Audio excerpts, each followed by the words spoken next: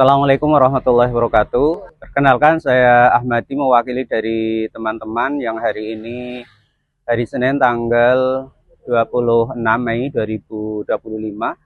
Alhamdulillah hari ini kami sangat bersyukur sekali. Hari ini kami menerima SK kenaikan pangkat, dan SK kenaikan pangkat ini secara otomatis sudah tidak ribet seperti dulu lagi, dan prosesnya ini adalah 0 rupiah.